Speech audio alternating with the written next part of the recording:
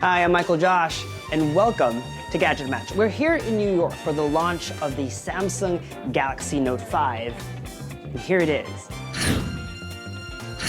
If you haven't heard of the Note, this is Samsung's line of oversized smartphones, also called phablets. If you're a previous Note user, you'll notice some big design changes. This year's smartphone refresh for Samsung has been all about premium materials, so it's no surprise that the Note 5 gets the same treatment with glass front and back plates and an aluminum frame. I'm really loving the back on the Note 5. It features the same curves as the front of the S6 Edge and the new S6 Edge Plus. The curves make the phone more grippable. Also on the back is a camera that protrudes just like on the S6, a 16-megapixel camera with optical image stabilization.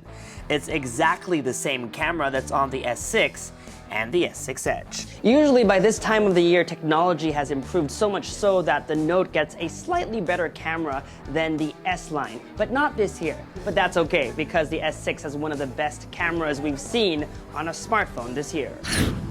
The front of the device retains a similar Samsung aesthetic, a logo under the earpiece and a capsule-shaped home button that now has an improved fingerprint scanner like on the S6. You just hold to unlock instead of having to swipe down. Everybody's been talking about this QHD display, which is flushed against the edges of the phone.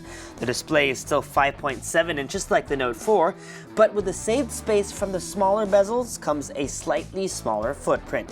It's also thinner than last year's model. Button and port placements are standard. Power button on the right-hand side of the device. On the left, a volume rocker. There is no micro SD card slot. Up top, tiny holes for the microphones and the nano SIM card tray. In some markets, like the Philippines, the Note 5 will be a dual SIM smartphone. Samsung has removed the IR blaster from the phone. On the bottom, a headphone jack, micro USB port, speaker grills, and the S Pen, which is now spring-loading. You press to eject, then you pull out. When retracted, you can press the button like you would a clickety pen without triggering any actions. Let's take a look at the interface of the Samsung Galaxy Note 5. This is TouchWiz running Android 5.1.1. It's very similar to what's available on the Galaxy S6 and the S6 Edge, but you'll notice that the icons are different now. They're all of the same size and shape, more or less square with rounded corners, except for third-party apps like Facebook and YouTube over there. Those remain the same icons that, or the way that they were originally designed. If you swipe to the right from the home screen, it brings up Flipboard Briefing, which is basically curated articles. And then the app drawer looks like this. The drop-down notification shade looks like this. You can swipe to the right to bring up 5 more icons, and you can turn off, for example, Bluetooth like that. You can also go in and edit and arrange the icons based on what you'd like to appear on this list of 5 most frequently used settings. The settings menu looks like this.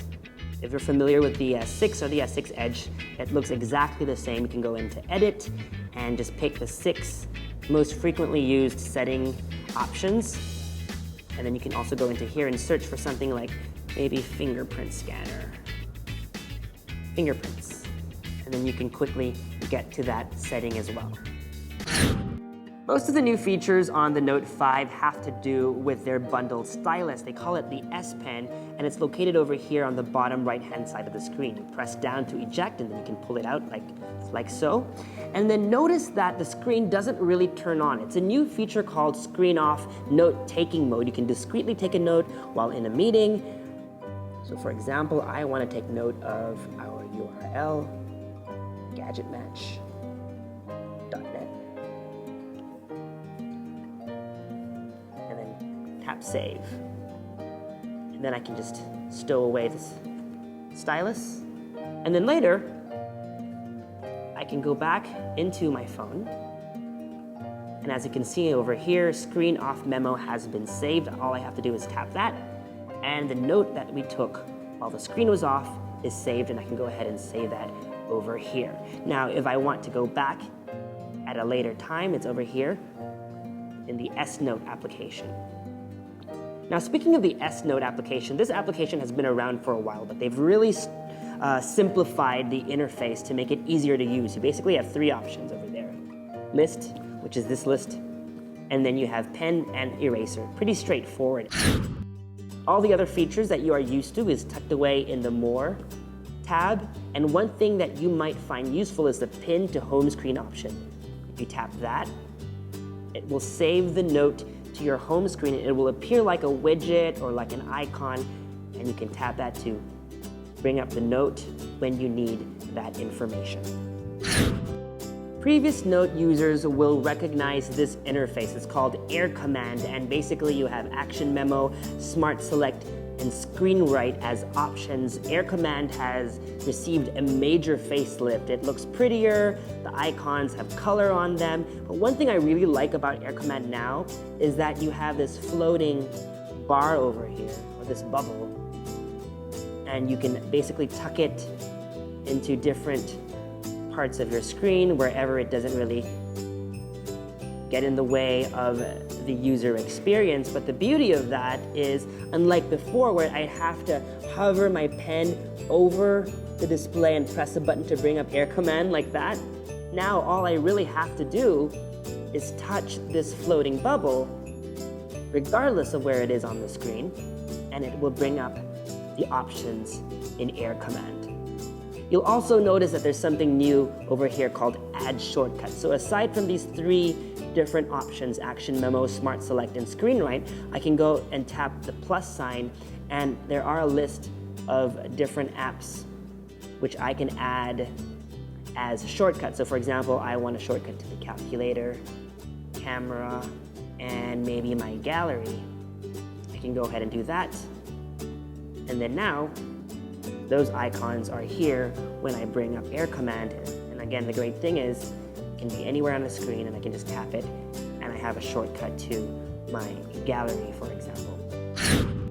Now these three Air Command features have gotten an upgrade. Earlier I showed you Action Memo and its simplified interface. Smart Select 2 has been upgraded. There are a couple of things that I want to show you. Now, for example, you can use the lasso tool to select these three icons. I hope I do it right. I saw this on the demo earlier. Now up here, I don't know if you can see it really well, you have a rectangle, lasso, oval, and auto shape. Auto shape reminds me of a tool on Photoshop. Let me go ahead and tap that. And as you can see, it's identified the shapes, and now I have perfectly selected just those squares for the icon. Now I can go ahead and save that in my gallery. And then now I go to gallery. Let's take a look at the screenshots. And over here, I have the nicely cut out icons using the lasso tool and the auto shape tool. Pretty cool. Another new feature of Smart Select is the ability, after you've made a selection, for example, to make a clipping, to annotate from within the application. Previously, you would have to export it and then do the annotations there. Now, all you have to do is type or tap right, and then it will bring up the clipping you just made. And now I have a pen tool. I can circle, for example, that icon over there and say this one. And then I can save it to my gallery. Over here, in gallery, you have that clipping as well. The last feature that I'd like to get into has to do with the third option on Air Command called Screen Write. Screen Write basically takes a screenshot. So if I tap this, it'll take a screenshot of the web page that I'm currently viewing. Now, normally there are only three options. Over here, there are four. And over here on the leftmost side is something called Scroll Capture. It's a feature I'm pretty excited about. I think it is something that I will use a lot. Now, if you tap that, it will scroll up, save it, give you two options, Capture More or Done. I'll tap Capture More, it'll scroll up, Capture More, scroll up, Capture More, scroll up, Capture More, scroll up. You get the point. You can capture up to 22 screens, but I'm going to stop here. I'll click Done. And then you'll see the three options to share, save in scrapbook, or save in gallery. I can share this to my friends, or I can just save it to my gallery, which is what I'm going to do. And let me you go to my gallery, under screenshots, you'll see that it has saved the entire web page. Quite a lengthy one at that. And that's a pretty cool feature. Another use that I can think of is, for example, you know how sometimes we send copies of chat transcripts to our friends? I don't have any chat apps installed because this isn't my phone, but that would be another thing that you could use this feature for. There are two more features that I like to go into. Both have to do with the camera app. Now, the camera on the Note 5 is exactly the same camera that's available on the S6 and the S6 Edge. Now, like both phones, you can double tap on the home button and it will almost instantly launch the camera. It's my favorite feature on the S6, and that is now available on the Note 5 as well. However, when you tap mode, unlike the S6 and the S6 Edge, you have a new feature called live broadcast. If you're familiar with Periscope, this basically does the same thing, but it is connected to YouTube. So you need to sign in using your YouTube account. And then once you do so, you will be able to broadcast live via a YouTube live stream. And then you can also connect to your Twitter account, for example, so that each time you start a broadcast, a tweet will go out and it will inform your followers it will give them a link so that they can follow along and they can watch your live stream. Now you can also set the camera. Let me just cancel that. And you can also use the front-facing camera for your live stream. If you like to take selfies, then you'll like the new Beautify mode. Beautify has been available on Samsung smartphones for a while now, but that feature has been expanded on the Note 5. You can now adjust your skin tone, enlarge your eyes, make your face slimmer, and correct the shape of your face if you feel like you need to. So let me go ahead and try that. Let's make my skin tone is all the way at 8, so I have the most airbrushing. Let's make my eyes as large as possible. Looking better already. And then you can see my face can either be a little bit more chubby or thinner. So thin face, big eyes, and then turn on shape correction. So that's supposedly the correct face shape. And then if you like what you see, take a selfie. The last camera feature I'd like to walk you through is called Video Collage. If you tap that, it allows you to make video collages for maybe Vine or Instagram. You can go ahead and change the duration over here, so maybe 6 seconds for Vine or 15 seconds for Instagram. Just to make this demo really short, I'm going to go ahead and pick 3 seconds. You could also change the aspect ratio, so 4:3. I'm going to go ahead and click 1:1 because I would like a square video for Instagram, and then I'm going to go ahead and pick the 4-box selection over there. Now you can turn HDR on, add some effects, but let's just leave it like this. Now go ahead and record 1 box at a time. 1, 2, there you go. And then second box, 2, 3. And then third box, 3, 2, 1. And then the last box.